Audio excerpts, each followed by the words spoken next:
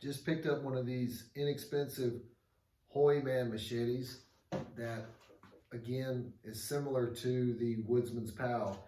And to give some comparison, I did a review on this one. This is the Gerber Gator Pro. You can see they're very, very similar. Height-wise, almost identical. The hook on the Gerber is slightly bigger, but not much. Weight-wise, this one weighs about 0.96 of a pound, and this one weighs 1.1 pounds. So I just want to give some comparison, but only this one. So taking it out of the box, overall it feels really good in your hand. The grip is excellent in my opinion. I gotta say I was a little bit skeptical about the molded grip and how it would actually feel, but it's a really, really good grip. And if you're gonna work it without a glove, it's gonna be great. With a glove, maybe even better. It came out of the box really, really sharp. When I got this Gerber, I actually had to sharpen it to get it pretty good and sharp. When I got this one out of the box, it's almost as sharp as what I've done to the Gerber. So coming up and giving a little bit of a close up here.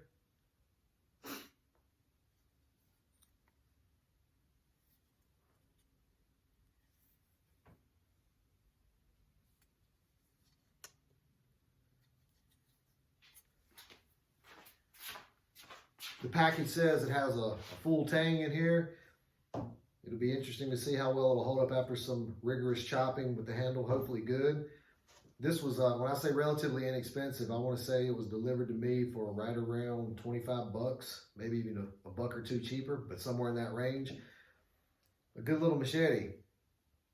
Overall, it's about 16.5 inches long, and they say the blade's 11 inches. But from the point of where it's actually sharpened to the end here where you've still got sharp blade, it's right along 8 inches, I believe. Let me double check that. 8.5 inches is what you have right there, a blade. Once again, I wanted to get this one since it is similar to the Woodsman's Pal and I've used this one out in the woods a little bit, and for moderate chopping, it's okay. For extended use, it would not be for me. Same as this one, but it was so inexpensive I wanted to try it. And for your average person, unless you just want to spend the money on a $185 Woodsman's Pal, I think you would get all the benefits of a Woodsman's Pal out of this for $23. Unless you're some kind of an extreme survivalist and, I don't know exactly what extra benefit those would give you. But yeah, for 23 bucks, a good little machete. Very sharp out of the box. And with a light sharpening, it would be like a razor. Excellent grip, excellent balance. Feels really good in your hand in terms of this. I've talked about this before in other videos. Depending on your size, your body structure, your strength, when you pick a machete up and you kind of start doing this, you can feel very quickly how taxing that motion going forward, how it feels in the palm of your hand. And if you do this, give it, 10 good hard whacks, and you already start to feel it working in your palm, well, just imagine doing that for hours, how it's going to feel. So if you pick one up and you do this, and it feels extremely comfortable in your hand, it's probably going to work really well for you out in the woods. And, I hate to call it negatives, but for these, for me, like always, the hook's going to be a negative. When you go into briars and you slice into them, you got to pull out, this hook is going to catch them and it's going to be aggravating. You're going to have to kind of twist the machete. And then the other negative that I find with these hook type machetes is if you want to use the sheath, you're going to have to put it in there. This one comes with a zipper. So now you have to, you zip it up to contain it.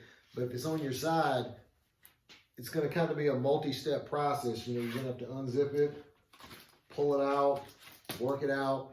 Then when you want to put it back in, you have to work it back in, as opposed to a more traditional style machete where you can just have a leather sheath and just slip it in, slip it out. Very quick to get into action. So even though I'm pointing out something I consider a negative, doesn't mean I don't like this machete and wouldn't use it.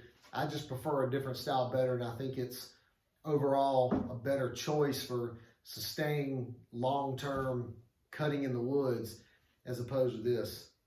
And compared to maybe an 18-inch blade machete, Obviously, if you've only got 9 inches of blade, when you're reaching out trying to cut stuff, the shorter the blade, the easier your hands can come in contact with what you're actually cutting.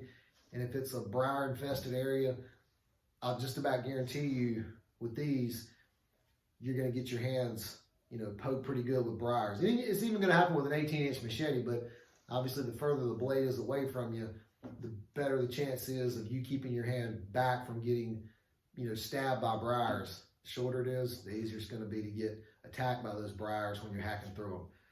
But still a good machete. I would give it a shot. I like it. Really comfortable, sharp, good little machete.